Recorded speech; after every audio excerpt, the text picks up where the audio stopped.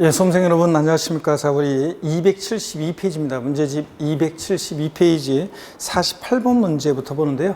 여러분 48번 문제 별표시 하시고 이거 보겠습니다. 272페이지 48번입니다. 우리 양도속세 계산할 때 가피를 찾아 양도가액에서 필요경비를 빼서 우리가 양도차익을 구하잖아요. 자, 그럴 때 양도차익을 구할 때 필요경비는 그 자산을 취득하면서 들어간 취득가액 그리고 기타 필요경비죠. 자, 그랬을 때 우리 기타 필요경비요.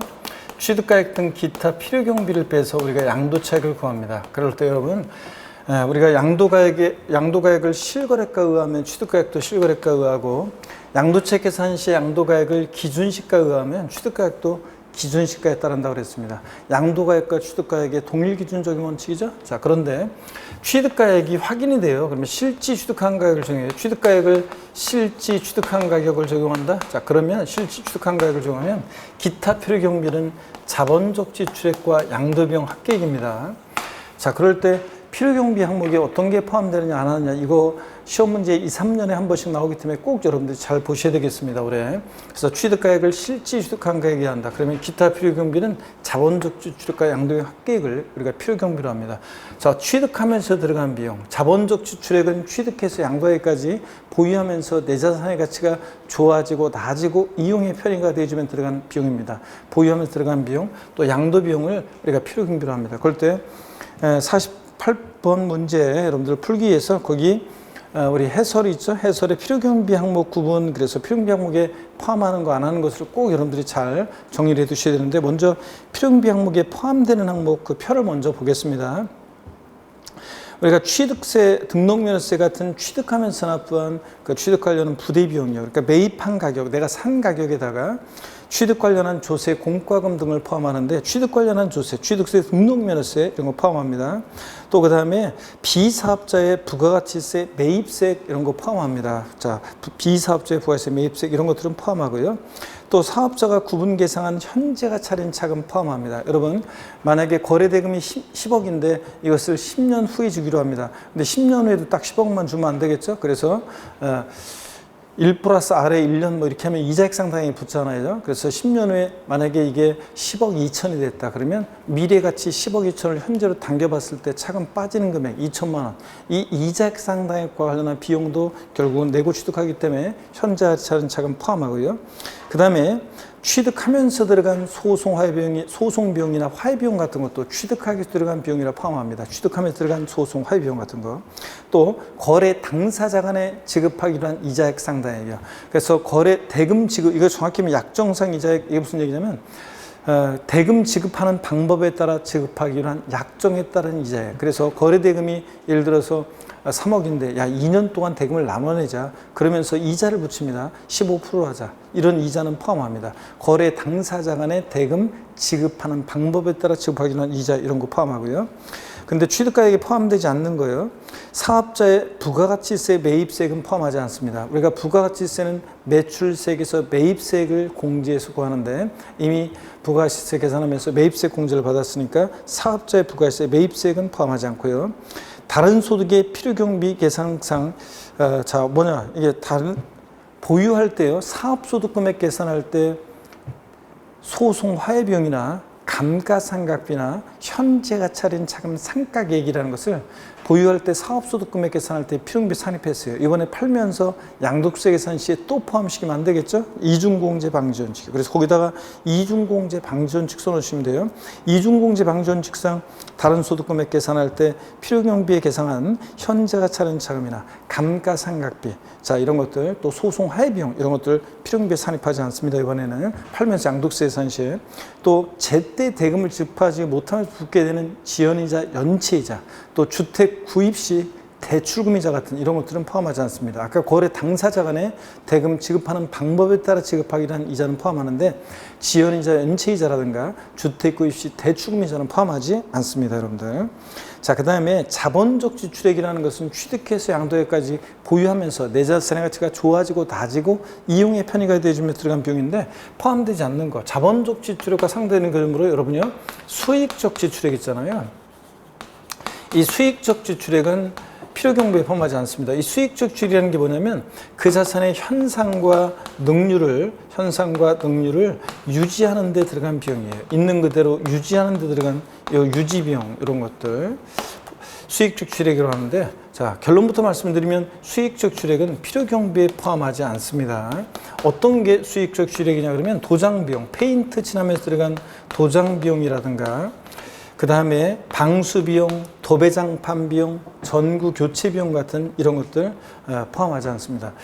여러분, 어떤 수강생분이 도장 비용이요, 페인트요, 저 굉장히 지저분했었는데 싹 칠하면 새 건물처럼 보이니까 좀 팔 때 좋은 가격을 좀 더 좋게 받을 수 있으니까 자산가치 증가 비용 아닌가 이렇게 했는데 아니라고 그랬죠, 여러분? 처음에 건물 지었는데 페인트 깨끗했는데 시간이 지나면서 지저분해지니까 다시 칠하는 비용은 유지 비용이지 개량 비용이 아닙니다. 이렇게 해서 수익적 주례, 현상 유지, 능률 유지 비용으로서 필요경비에 포함하지 않습니다. 도장 비용, 방수비용, 천정에 물 새서 오래되니까 배관이 노후화돼서 누수가 생깁니다. 방수하는 비용이라든가 도배장판 비용, 자, 조명기구 설치 비용, 그래서 전구 교체 비용 같은 이런 것들을 포함하지 않습니다. 자, 이렇게 해서 포함하지 않는 거 수익적 주택 말씀드렸고, 자본적 주택 포함되는 것들을 보면 당해자산의 내용연수, 수명을 증가시키거나 가치를 증대시키는 데 들어간 수음비나 수선비, 개량 비용 이런 거, 이용의 편의에 소요된 비용, 개발 부담금, 재건축 부담금, 부담금이란 말 들은 것 중에서 개발되고 재건축되면 좋아지고 나아지는 거죠. 이런 부담금 포함하고, 또 이용의 편의를 위해서 들어간 비용, 설비비, 개량비 이런 것들. 자, 실생활 관련해서 말씀드리면 발코니 확장 비용, 샤시 설치 비용, 방거실 확장 공사 비용, 방거실 확장 공사 비용, 좋아지고 나아지면 들어가는 이런 비용들을 포함합니다. 그 다음에 취득 후 소유권 관련한 소송 화해 비용이야. 내가 취득한 다음에 어떤 재산을 갖고 있었는데 어떤 애가 오더니 너 아무 계랑 거랬죠. 계랑 나서 애초에 계약의 무효 취소의 원인이 있고 넌 대항할 수 없으니까 빨리 내놔. 자, 그러면 난 선의 제3자 뭐 엄청 하면서 이럴 때 내 적극적으로 소유권을 지키기 위해서 취득하면서 하고 나서 들어간 소송 화해 비용 포함하고요. 그 다음에 법률에 따라 토지 등이 협의에서 수용되는 경우에 그 보상금 증액과 관련한 소송 화해 비용도 포함합니다. 증액 보상금을 한도로 해서 토지 수용당했는데 보상금 증액과 관련한 소송 화해 비용 포함하고요. 이런 것들 포함합니다. 하여튼 자본적 지출액과 상대되는 개념으로 이런 수익적 지출액은 필요경비에 포함하지 않습니다. 양도 직접 비용이요. 이번에 이 자산을 직접 양도하면 들어가는 양도 직접 비용 포함합니다. 계약서 작성 비용, 공증 비용, 인지대, 중개 수수료, 세무사를 통해서 신고한다, 양도소득세 과세 표준 신고서 작성 비용, 세무 대리 비용 같은 거, 명도 소송 비용 같은 거 이런 것들을 포함합니다. 또 그다음에 국민주택 채권이나 토지개발 채권을 만기 전에 양도함으로 발생하는 채권 매각 차손 같은 거 포함합니다. 우리가 만기 전에 이런 것들을 다 팝니다. 속칭 와리깡 비용, 관행적으로 사람들이 이렇게 하기 때문에 채권 매각 차손 같은 것도 필요경비에 포함합니다. 다만 금융기관 외이자에게 양도했을 때는 같은 날 금융기관에 양도했을 때 매각 차손을 한도로 해서만 필요경비로 공제받을 수 있고요. 자, 포함되지 않는 거 양도 간접 비용 포함하지 않고요. 양도 직접 비용만 포함하고, 또 재산세, 종부세 같은 보유세 포함 안 해요. 취득세, 등록물세 포함해도, 또 상속세, 증여세, 옛날에 상속 증여받으면서 냈던 상속세나 증여세 필요경비에 포함 안 합니다. 다만 증여세는 예외적으로 배우자 직계점에 속한 이율과세 특례적용될 때는 기납부한 증여세 필요경비에 산입해서 공제받을 수도 있지만 원칙 상속세 증여세 필요경비에 포함하지 않습니다. 자, 그럼 이런 걸 바탕으로 해서 48번 문제 별표시 하셨으면 한번 보겠습니다. 소득세법상 거주자가 부동산을 양도한 경우에 양도소득세 과세 표준 계산 시에 실지 거래가액에 의한 양도세 계산한 경우에 양도가액에서 공제할 필요경비에 해당하지 않는 거 그랬습니다. 1번에 취득한 건물의 도장에 소요된 비용, 페인트 칠하면서 들어간 도장 비용은 이거 뭐예요? 수익적 주택입니다. 필요경비에 포함하지 않습니다. 1번 정답이고요. 2번 부동산 취득 시 쟁송으로 인한 명도 비용, 소송 비용, 인지대, 취득에 소요된 모든 비용 포함합니다. 3번 자산을 양도하기 위해서 직접 지출한 비용으로서 계약서 작성 비용, 공증 비용, 인지대, 중개사를 통해서 팔았다, 소개비 이런 거 포함하고요. 취득 시 납부한 취득세, 등록면허세 같은 취득 관련한 조세 포함하고요. 토지 이용의 편의를 위해서 당해 토지에 도로를 신설한 경우에는 그 시설비 자체 이런 것들 다 필요경비에 포함합니다. 그래서 내 토지에 장애물이 있어서 장애 철거하는 데 들어간 비용이라든가, 또 맹지를 취득해서 진입도로가 없어서 도로 시설하는 데 들어간 비용이라든가, 또 사방사배에 소요된 비용, 이런 것들은 소득세법 기본 통칙에서 필요경비로 인정하고 있습니다. 이런 것들 쭉 필요경비에 포함한다는 거. 자, 그래서 1번이 정답이고요. 필요경비에 포함하는 거 안 하는 거 잘 알아두셔야 돼요. 물론 자본적 지출액 등의 필요경비를 인정받기 위해서는 증빙을 할 수 있어야 됩니다. 증빙 서류를 수치보관하거나 아니면 금융거래 계좌이체 같은 금융거래 증빙 서류를 갖추고 있어야지 필요경비를 인정받을 수 있습니다. 자, 49번 문제 봅니다. 소득세법상 실거래가액으로 양도세 계산할 때 필요경비에 산입되지 않는 것은 그랬는데 1번에 영수증을 분실한 취득세 등록명세. 취득세 등록명세는 납부 영수증이 없어도 필요경비로 공제받을 수 있습니다, 여러분들. 사업자가 구분 계상한 현재가 차린 자금 취득가액에 포함한다고 그랬죠? 네. 자, 이자 상당 관련한 비용 포함하고.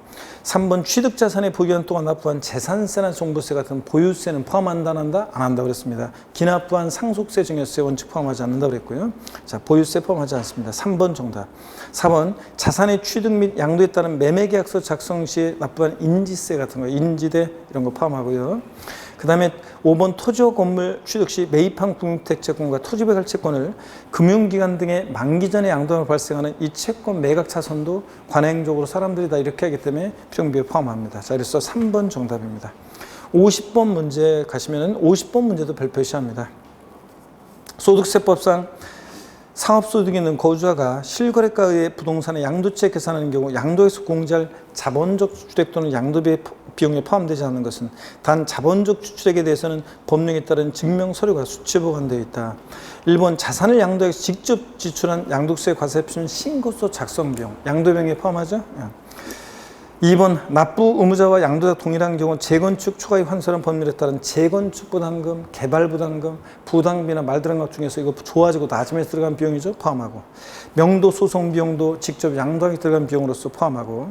3번 자산, 양도자산의 취득 후 쟁순 경우에 그 소유권 확보를 위해서 직접 소요된 소송 비용으로서 그 지출한 연도의 각수금액 계산 시 필요경비에 산입된 것은 이중공제 방지원칙상 이번에 또 포함시키면 안 되잖아요. 보유할 때 필요경비에 산입했는데 이번에 팔면서 또 필요경비에 공제 받으면 안 되겠죠. 그래서 이중공제 방지원칙상 이것은 다른 소득금액 계산상 필요경비 산입한 금액은 이번에 취득가액에서 제외합니다. 포함하지 않습니다. 그래서 4번이 정답입니다. 그래서 여러분 소송 화해비용이든 감가상각비든 현저가 차린 자금 상가계획이든 이중공제 방지원칙상 다른 소득금액 계산할 때 필요경비 산입한 것은 이번에 취득가액에서 공제 뺍니다, 여러분. 자, 포함하지 않습니다. 그래서 4번 정답입니다. 이중공제 방지원칙 기억하고요. 5번 공증비용, 인지대, 중개수수료 이런 거 포함한다고 그랬습니다. 양도 직접 비용으로요. 4번 정답입니다. 이중공제 방지원칙 꼭 기억하시고요. 작년에도 나왔었는데요, 지문에. 그 다음에 51번 문제 여러분이 한번 보시면 되겠고, 이거는 52번 문제로 넘어갑니다. 276페이지 52번 문제, 이것도 여러분들이 별표시합니다. 소득세법상 거주자가 국내 자산을 양도한 경우 양도세의 필요경비에 관한 설명으로 옳은 것은 그랬습니다. 1번 취득가액을 실거래가에 하는 경우에 당초 약정에 의한 지급길 지연으로 인해서 발생하는 이 지연이자 연체이자 포함한다 안 한다? 포함하지 않습니다. 지연이자 연체이자. 그래서 1번 여러분 이거 옳습니다. 정답이고요. 지연이자 연체이자 주택구입 대출금이자 포함하지 않는다고 그랬습니다. 거래 당사자 간의 대금 지급하는 방법에 따라 지급하기로 한 이자는 약정에 따른 이자액은 포함해도 이런 거 포함하지 않습니다. 1번 정답이고요. 2번 취득가액을 실거래가에 의하는 경우에 자본적 지출액도 실제로 지출된 가액에 의하므로 증명서류를 수치 보관하지 않더라도 지출 사실이 입증되면 이를 필요경비 인정된다. 이거 기출 문제인데 요 당시에 2번 지문이요. 요거. 자, 요 좀 애매한 지문이에요, 지금은. 왜냐면 세금계산서나 신용카드 매출 전표, 현금 영수증을 수치 보관했어야 되는데 옛날에는 요거만 인정했는데 요거는 뭐냐면 요게 이제 적격 증빙이라고 그래서 이런 거 수치 보관했을 때 필요경비로 인정됩니다. 근데 다만 최근에는 계좌이체 등 금융거래 증명서류에 의해서 확인되더라도 필요경비로 인정받을 수 있습니다. 여기서는 지출사실 입증되면 요 뒷부동네가 금융거래 계좌이체 등 금융거래 증명서류에 의해서 지출사실 입증되면 꼭 적격 증빙하지 않더라도, 그러니까 세금계산서나 이런 것들 수취보관 하지 않더라도 금융거래 증명서류에서 입증이 되면, 계좌이체 등에서 입증되면 필요금비를 인정받을 수 있거든요. 그러니까 뒷동네 요거는 좀 애매한 지문입니다. 지금 이 당시에는 적격 증빙만 인정됐기 때문에 맞는 지문이었는데, 지금은 지출 사실이 입증되면, 어떻게 입증되느냐에 따라서 계좌이체 등에서 입증되면 필요금비를 인정받을 수 있기 때문에 요 뒷동네 2번은 세모표입니다. 3번 소득세법 규정에 따른 취득가액을 계산할 때 감가상비를 공제하는 것은 취득가액을 실거래가액으로 하는 경우뿐만 아니라요, 이걸 취득가액을 특이하게도 환산 취득가액으로 할 때도 필요경비로 공제받을 수 있습니다. 그래서 적용하지 아니한다 틀렸어요. 특이하게도 감가상각비는 실거래가로 할 때뿐만 아니라 환산 취득가액으로 계산할 때도 필요경비를 인정받을 수 있다는 거. 그래서 3번 요거 X고요. 4번 토지를 취득함에 있어 부수적으로 매입한 채권을 만기 전에 양도함으로 발생하는 채권 매각 자손은 채권의 매매 상대방과 관계없이 땡 전액 양도비용으로 인정한다. 전액 땡입니다. 무슨 얘기냐면, 금융기관 외이자에게 양도했을 때는 같은 날에, 금융기관에 양도했을 때 매각, 같은 날 똑같은 날 이걸 금융기관에 양도했을 때 매각 차손을 한도로 해서만 인정해 주니까 요거 매매 상대방과 관계없이 틀렸습니다. 전액 땡입니다. 금융기관 외이자에게 양도했을 때는 동일한 날에 금융기관에 양도했을 때 매각 차손을 한도로 해서만 공제받을 수 있습니다. 자, 그래서 4번 요거 틀렸고요. 5번이요. 취득세는 납부 영수증이 없으면 필요경비로 인정되지 않는다는데, 취득세나 등록물에서는 납부 영수증이 없어도 필요경비로 공제받을 수 있습니다, 여러분들. 자, 그래서 1번이 정답이었습니다. 기출문제. 자, 53번 문제 여러분이 또 한번 읽어보면서, 문제 읽으면서 해설 보면서 여러분이 한번 문제 읽으셔도 되고 또 풀어보셔도 되고요. 54번 문제도 여러분이 풀어보시면 되겠습니다. 여러분이 풀어보시고요. 55번 문제 한번 봅니다. 다음 자료를 통해서 취득가액을 환산 취득가액을 적용하여 양도차액을 산정하면 그 금액은 얼마인가 그랬습니다. 여러분, 양도자산이 토지고요, 양도가액이 1억이고 취득가액이 취득 시기가 10년이 넘어서 취득가액을 확인할 수 없습니다. 자, 그러면 취득가액이 확인되지 않으면 매, 감, 환, 기, 그 중에서 우리 같은 납세무자 신고할 때는 매, 감, 환을 적용하는데, 매매사락의 감정가액이 없으니까 환산 취득가액을 적용해서 계산해야 한다는 얘기고, 취득가액은 기준시가가 양도 당시 5천, 자, 그 다음에 취득 당시 기준시가가 500만 원이래요. 자본적 주택 및 양도 비용에 대한 증빙자료는 제시할 수 없다. 그랬으니까 다른 건 인정하지 않고요. 그러면 여러분 여기 봅니다. 자, 이걸 어떻게 계산하냐. 자, 지우개가 다 저쪽가 있네. 자, 이걸 어떻게 계산하냐면, 봅니다, 여러분들. 양도차익 계산할 때 봅니다. 취득가액이 확인되지 않아요. 취득가액이 불분명하면 우리 취득가액을 추계해서 정하죠. 취득가액을 불분명하면 취득가액을 추계해서 정합니다. 어떻게 추계하느냐? 매, 감, 환을 적용합니다. 매매사락의 감정가액, 환산 취득가액이요. 원래 매감 한 기인데 취득가액 불분명해서 취득가액을 추계 결정 경정할 때는 매감 한 기인데, 근데 우리 같은 납세자가 신고할 때는 매감한을 적용합니다. 자, 그러면 매매사락의 감정가액이 없어요. 자, 그러면 취득가액을 환산 취득가액으로 하게 되는데, 취득가액을 이렇게 추계해서 정할 때는 기타 필요경비는 일일이 들어간 비용 공제하지 않고 자산별로 일률적으로 어떻게 하냐면, 우리가 필요경비 계산 공제액을 정합니다. 자산별로 일률적으로 필요경비 계산 공제액을 적용하는데요. 자, 필요경비 계산 공제액을 기타 필요경비로 합니다. 취득가액을 추계해서 정할 때는. 근데 취득가액을 매매사락액이나 감정가액으로 하게 되면 기타 필요경비는 무조건 필요경비 계산 공제액으로 해요. 근데 문제는 취득가액을 이렇게 환산 취득가액으로 할 때는 환산 취득가액 플러스 필요경비 계산 공제액 합계액과요, 그 다음에 실제 들어간 자본적 지출액과 실제 들어간 자본적 지출액과 양도비용 합계액하고 비교해서 이 자본적 지출액과 양도비용 합계액하고 비교해서 둘 중 큰 금액을 필요경비로 해요. 근데 문제는 여기서는 자본적 지출액과 양도비용이 증빙서류 확인이 안 된다고 그랬으니까 선택하지 않고 무조건 요거만 적용합니다. 그럼 환산 취득가액은 어떻게 구하냐고요? 자, 환산 취득가액은 이렇게 구하죠. 환산 취득가액은 이번에 파는 양도 당시 실지거래가액, 이거 외워두셔야 돼요. 이거는 여러분들 양도 당시 실지거래가액 없으면 매매사락의 감정가액을 정합니다. 여기다가 양도 당시 기준시가분에 취득 당시 기준시가를 곱해서 구해요. 자, 그러면 여기서는 지금 양도 당시 실거래가액이 얼마입니까? 1억이에요. 양도가액이 1억이고요. 자, 그 다음에 양도 당시 기준시가가 얼마입니까? 양도 당시 기준시가가 이게 5천이고 취득 당시 기준시가가 500이에요. 자, 5천만 원이고 5천만 원이고 취득가액은 500만 원이고요. 자, 그러면 이거 결국 약분하니까 10분의 1이란 얘기죠. 10분의 1이네요. 10분의 1. 자, 1억이 10분의 1이니까 환산 취득가액은 얼마입니까? 1,000만 원이죠. 1,000만 원. 그럼 환산 취득가액이 1,000만 원이고요. 자, 그다음에 필요경비 계산공제 구하는데 필요경비가 계산공제를 나왔다. 며칠 되기 전에 가면 부정 탄다고 그랬어요? 3, 7, 1. 맨 위에 토지 건물 자, 3% 취득 당시 기준시가의 3%죠. 자, 그래서 토지 건물은 필요경비상공제액이 취득 당시 기준시가의 공제율 3%예요. 뭐 미등기한다면 미등기한다는 토지 건물은 필요경비 계산 공제를 배제하는 것은 아니고 불이익이죠. 0.3% 적용합니다. 자, 그리고 지상권, 전세권, 등기된 부동산 임차권은 취득 당시 기준가의 공제율 7%.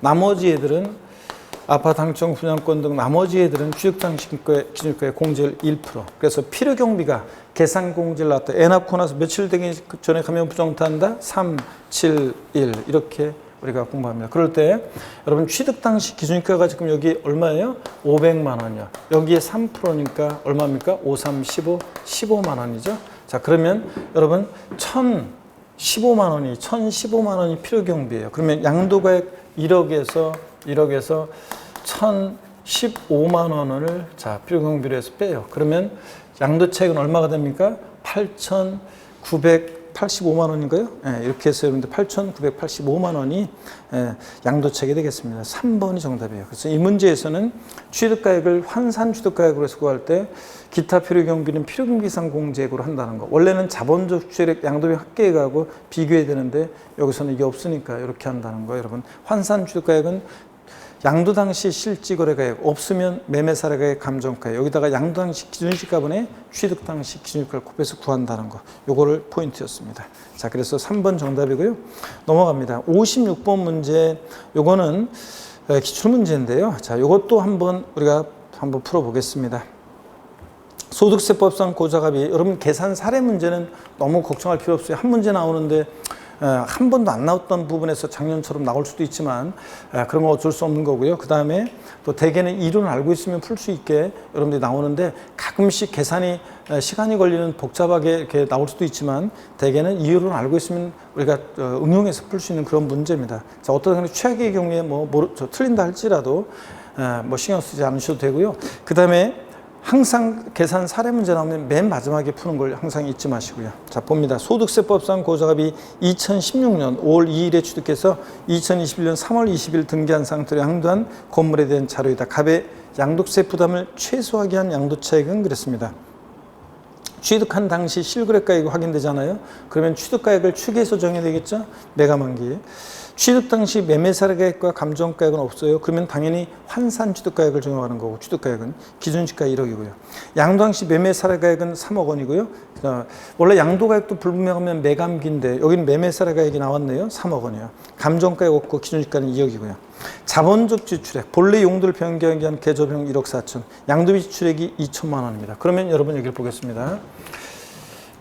양도가액은 지금 매매사례가액을 적용했습니다. 양도가액은 매매사례가액을 적용했는데 얼마라고요? 3억 원입니다. 양도가액은 3억 원이고 매매사례가액이.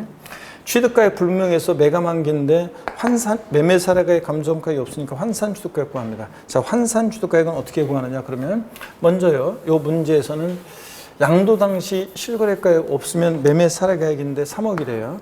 양도 당시 기준시가 2억이고 취득 당시 기준시가 1억이에요. 3억이 2분의 1이니까 환산 취득가액은 1억 5천만 원입니다. 그러면 환산 취득가액 1억 5천만 원이고요.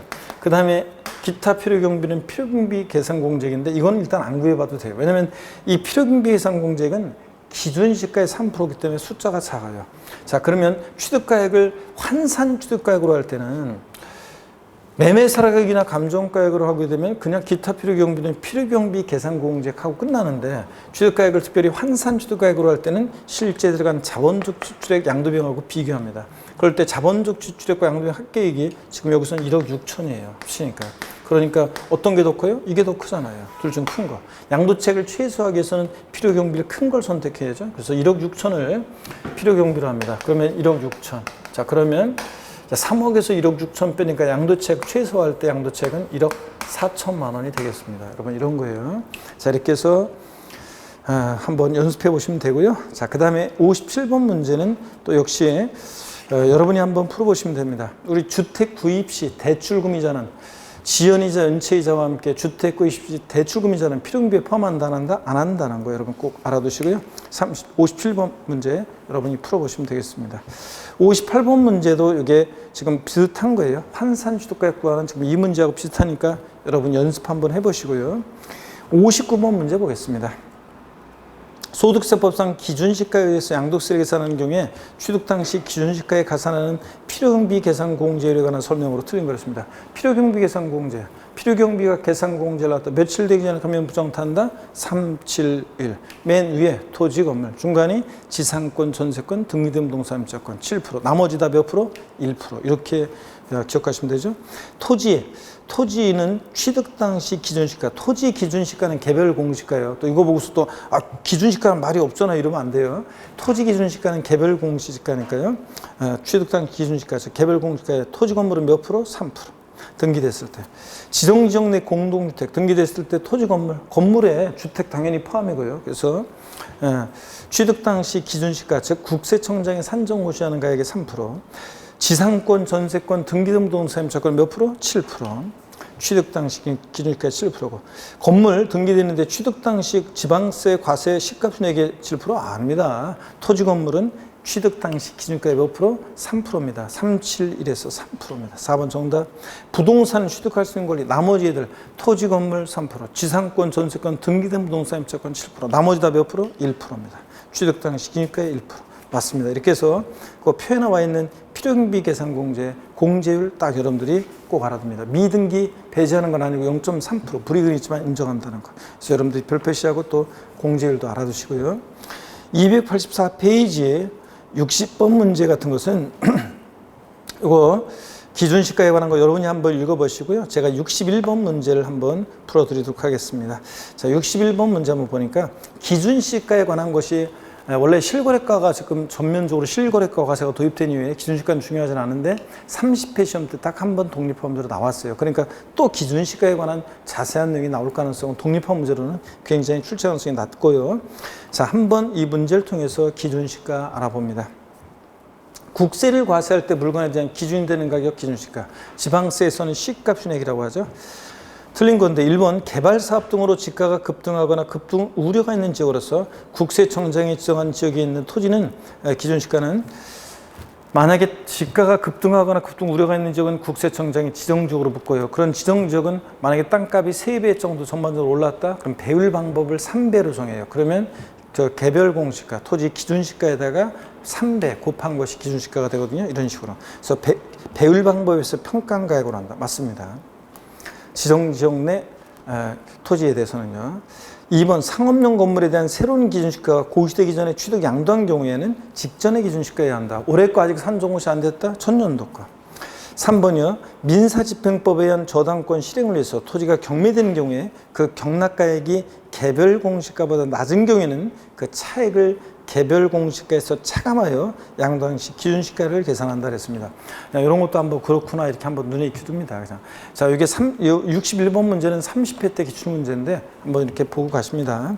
4번 보면요. 부동산을 취득할 수 있는 권리에 대한 기준시가는 양도재산의 종류를 고려해서 취득일 또는 양도일까지 납입한 금액으로 한다. 마침표. 이러면 틀려요. 우리가 부동산을 취득할 수 있는 권리, 분양권 같은 것의 기준시가는 이 여태까지 납입한 금액에다가 프리미엄 상당액을 합한 금액으로 합니다. 프리미엄 상당액을. 그래서 여기서 해설에도 나와 있다시피 취득일 또는 양도까지 납입한 금액에다가 프리미엄 상당액을 합한 금액으로 합니다. 쫙 밑줄이고요. 해설 거기 두 번째 줄. 그리고 한번 알아두고 가시면 돼요.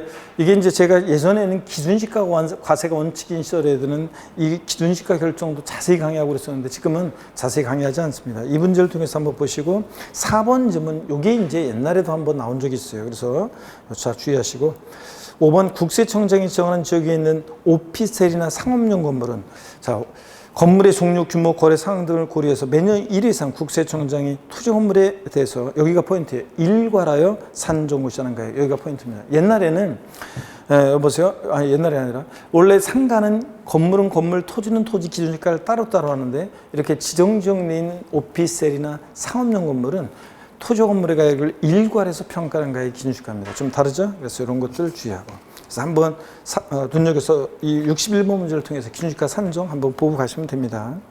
자, 넘어갑니다. 286페이지 62번을 보니까요. 다음 자료에 의하여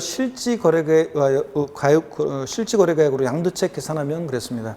자, 실거래가를 정한다. 양도 당시 실거래가액 5억, 취득 당시 실거래가액 2억, 취득 당시 취득세 및 등록면허세와 부가세 1,000만 원.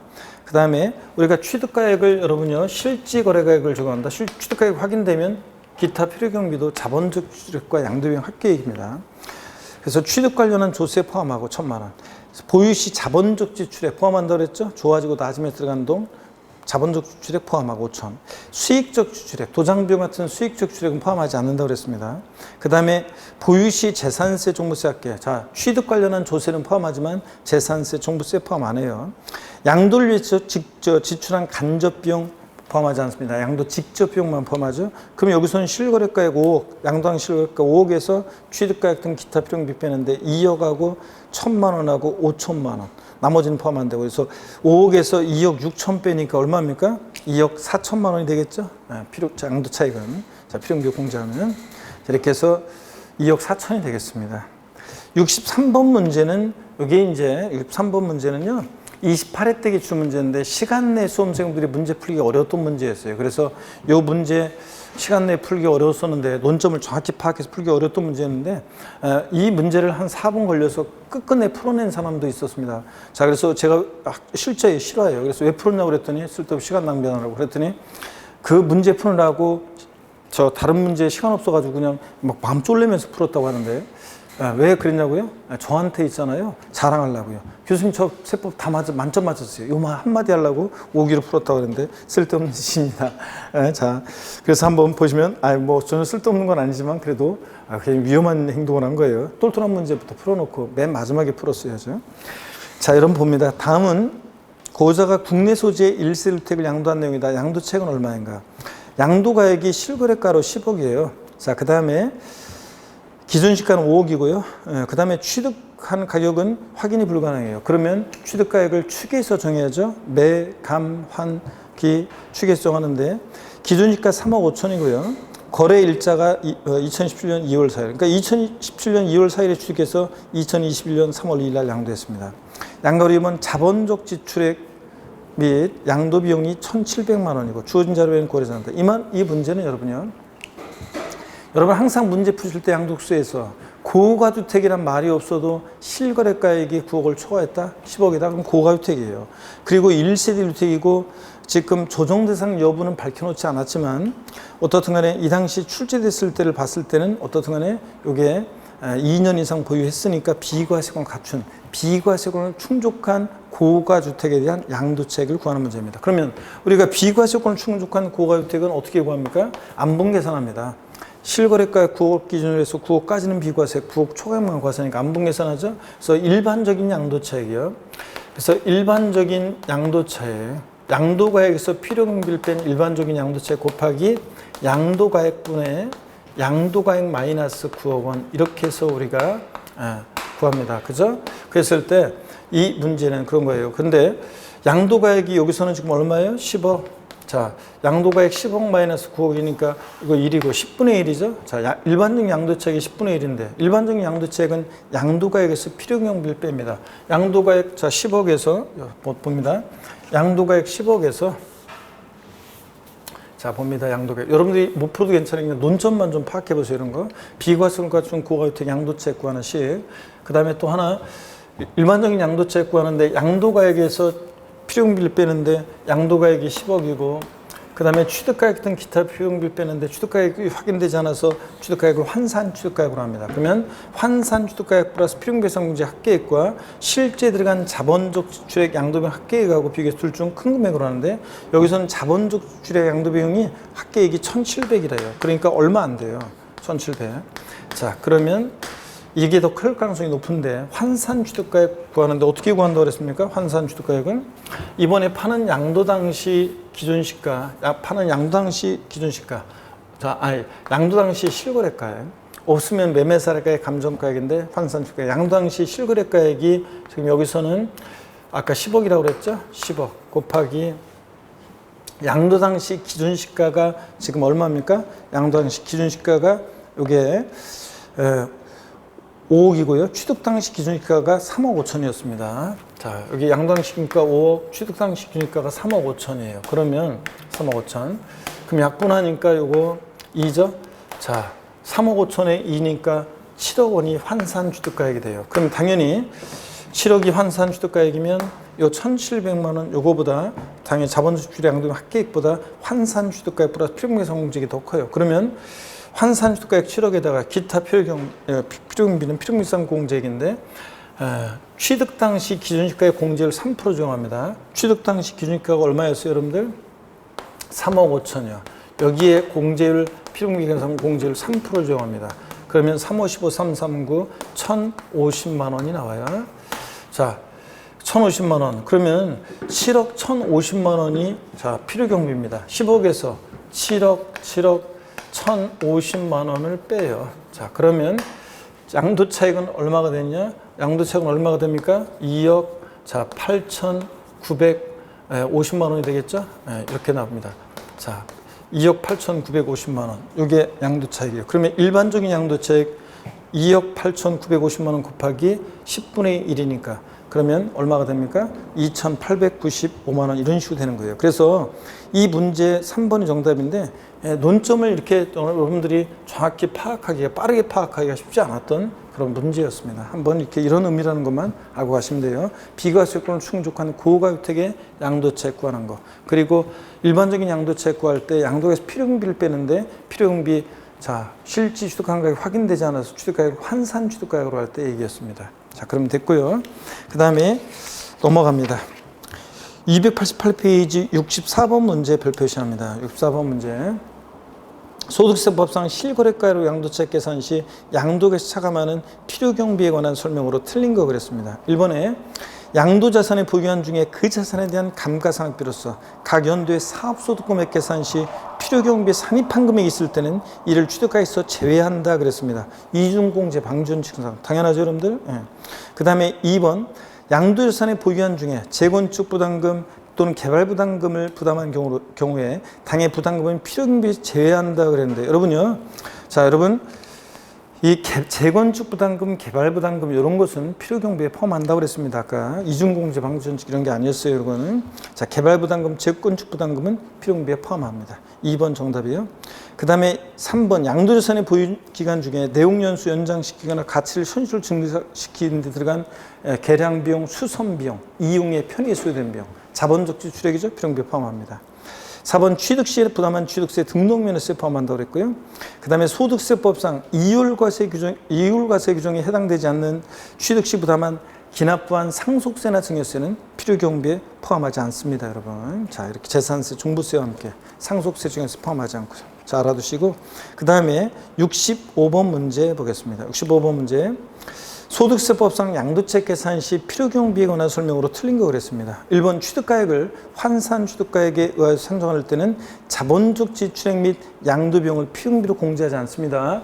취득가액을 필요경비에 공제하면 자본적 지출액, 양도비용은 필요경비에 포함하지 않고요.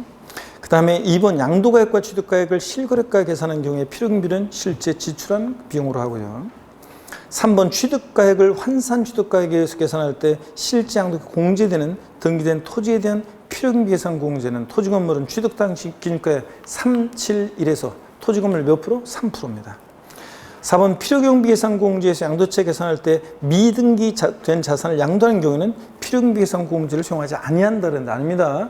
등기된 371에서 등기된 것은 3%지만 미등기는 배제하는 건 아니고 0.3% 불이익은 있지만 필요경비 계산 공제를 받을 수는 있습니다. 여러분들 적용하지 아니한다 틀렸습니다. 5번이요. 지상권, 전세권, 등기된 부동산 임차권은 7%죠. 371에서 토지 건물 3%, 지상권, 전세권, 등기된 부동산 임차권 7%. 자, 이렇게 해서 4번이 정답이 되겠습니다.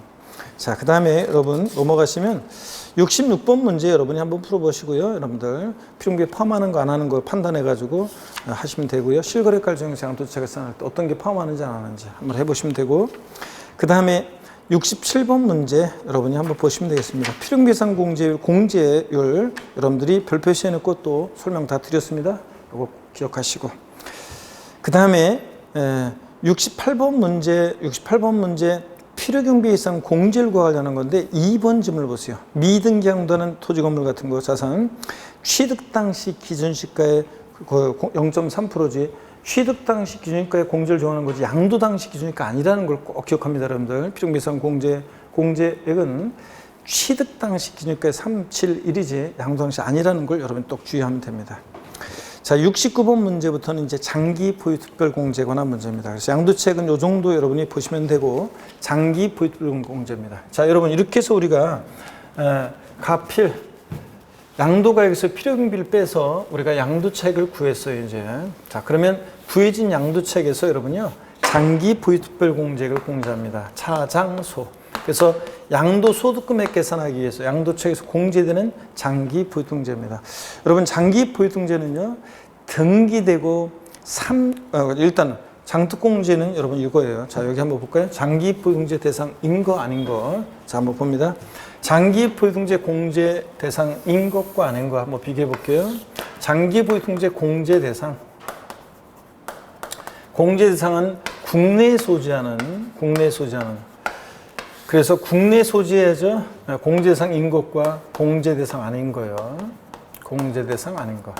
자, 국내 소지해야지 국외 소지의 자산은 안 해줍니다. 우리나라 다른 나라의 국가 경제까지 신경 안 써요. 국외 소지의 자산은 안 되고, 국내 소지자는 등기된, 반드시 등기가 돼야지.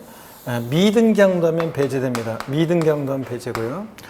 소지하는 토지, 건물, 또 부동산을 취득할 수 있는 권리. 그 중에서 잠깐만요. 토지, 건물, 그리고 조합원 입주권. 토지하고 건물, 조합원 입주권이 대상입니다. 조합원 입주권. 자, 이것이 대상인데, 이 토지에 비사업용 토지 포함입니다. 비사업용 토지도 장특공제를 받을 수 있습니다. 비사업용 토지.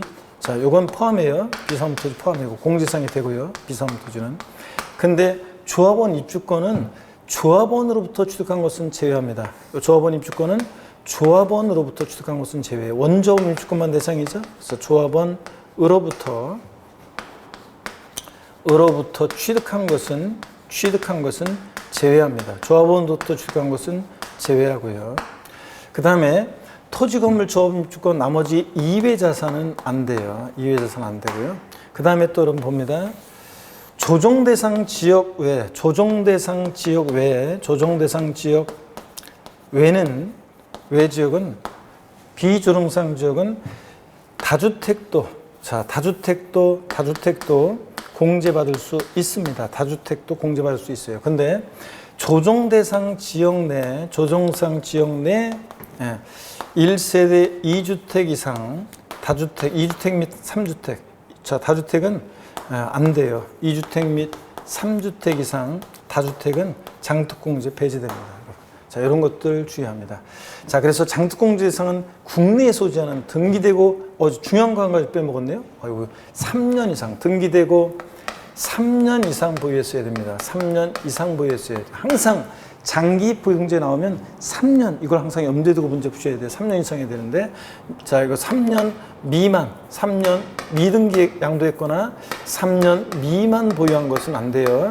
반드시 3년 이상은 보유했어야 된다는 거. 항상 장특공제 나면 3년을 염두에 두고 문제 푸셔야 돼요. 자, 이렇게 해서 여러분들 공제상인 것과 아닌 것 반드시 정리됩니다. 자, 그러면 요 얘기하고요. 그 다음에 장특공제가 여러분 봅니다. 공제액은 장기 보유통제 공제액은요. 일반적인 토지 건물을 양도했을 때는 양도 차익에다가 보유기간별 공제, 보유기간만 갖고서 보유기간별 공제율을 적용합니다. 보유기간별 공제율 곱하는데 보유 연수에다가 공제율 2%씩을 이렇게 공제해 줍니다. 양도 차익에다가. 이거 양도 차익에 공제를 정하는 것이지 양도 소득 금액에 공제를 정한다, 양도 가액에 공제를 정한다 그러면 틀려요. 그 다음에 양도소득세가 과세되는 1세대 1주택이요. 고가주택 같은 양도세 과세되는 1세대주택은요. 요거 어떻게 해주냐면 양도 차익에다가요. 자, 올해 개정세법인데요. 작년까지는 보유기간만 갖고 해줬었는데 이제 올해부터는 보유기간별 공제율과 보유기간별 공제율과 보유기간별 공제율과 그 다음에 공제율과 거주기간별 공제율을 거주기간별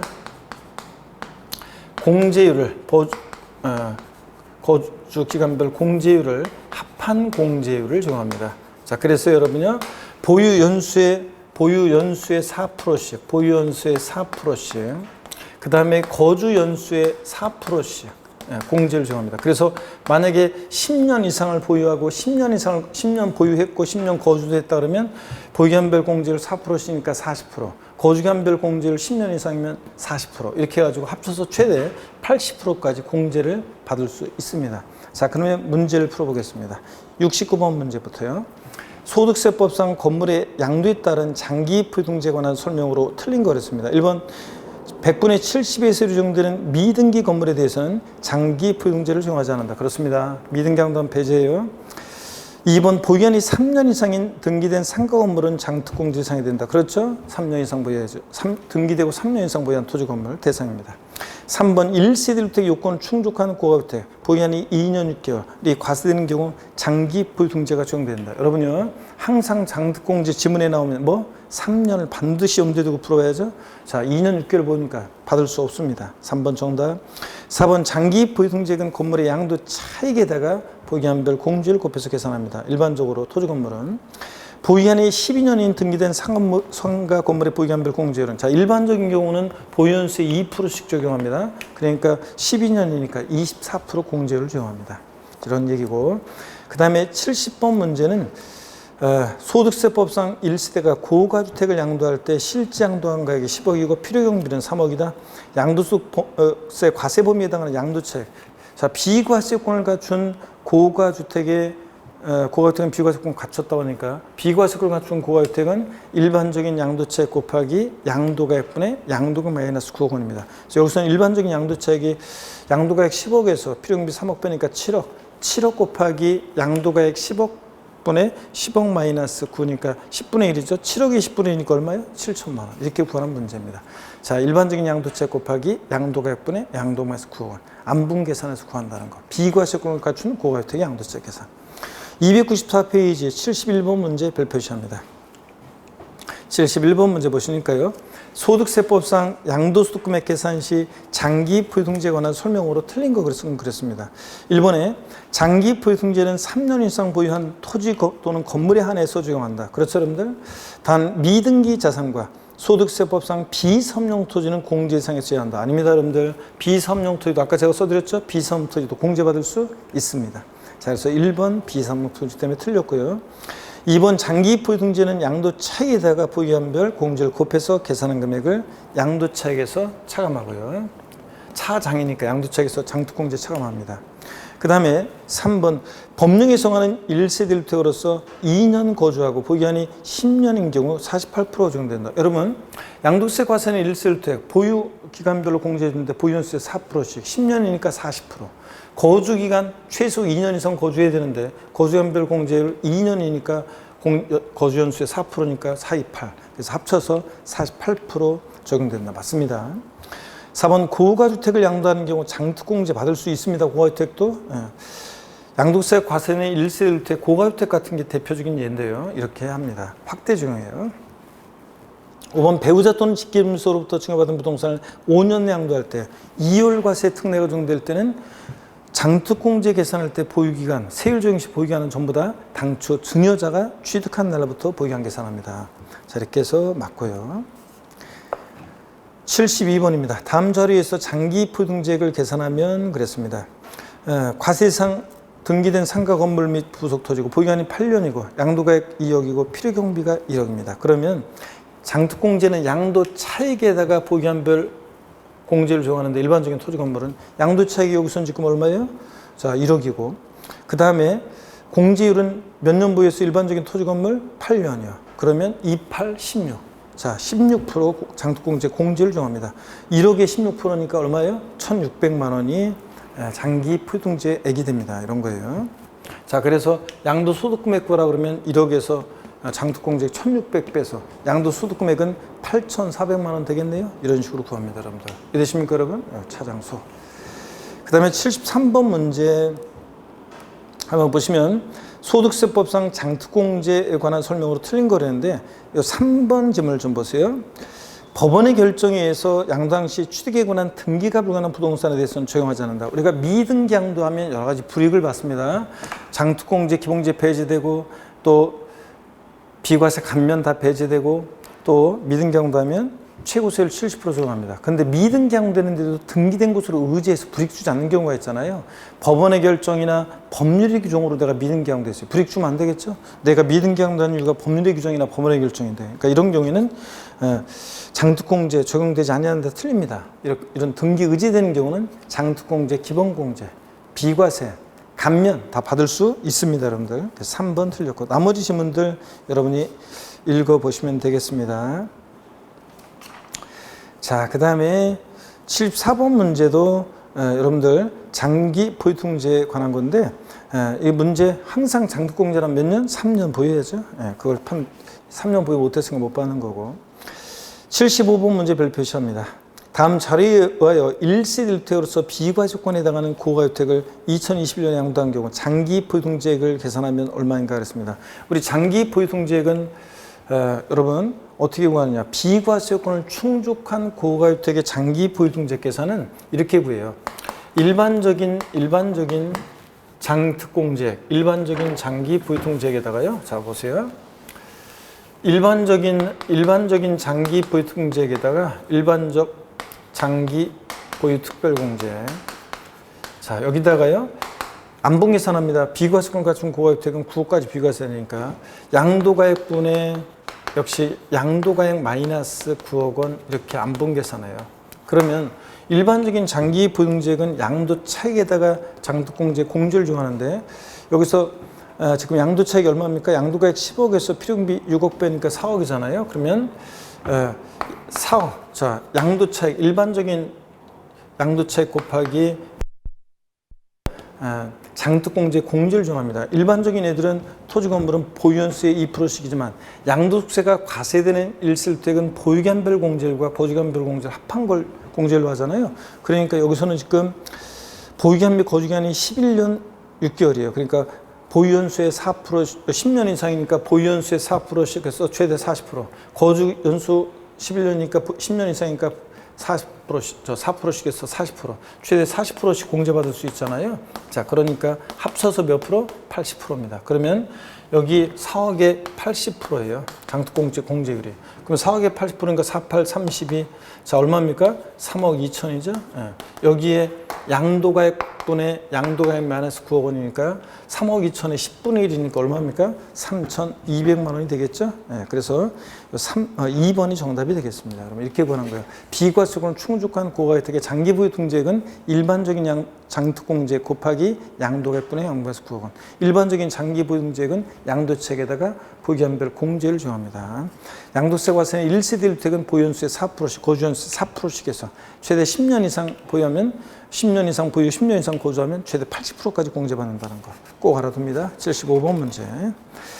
자, 그 다음에 76번 문제 한번 보겠습니다. 76번 문제 보니까요. 자, 76번 문제 봅니다. 별 표시합니다. 소득세법상 양도세 장기 포유통제 및 기본공제에 관한 설명으로 틀린 거랬습니다. 1번에 1세대 2주택 소득상적 아니고요. 과로서 1세대 주택으로서 고가주택을 양도한 자는 양도책의 최대 30%의 장기 포유통제를 적용받을 수 있으며 양도 기본공제 또한 적용이 가능하다는데 여러분 1세대 2주택이면 이 양도세 과세는 1세대 1주택이 이렇게 확대 적용하는 거지. 일반적인 1세대 주택이라든가 나머지 애들은 토지 건물은 보유연수 2%씩 적용해서 최대 30%까지만 받을 수 있습니다. 자, 그 다음에 기본공제는 뭐만 아니면 미등기 양도만 아니면 싹 다 깔아주니까 당연히 기본공제는 받을 수 있고요.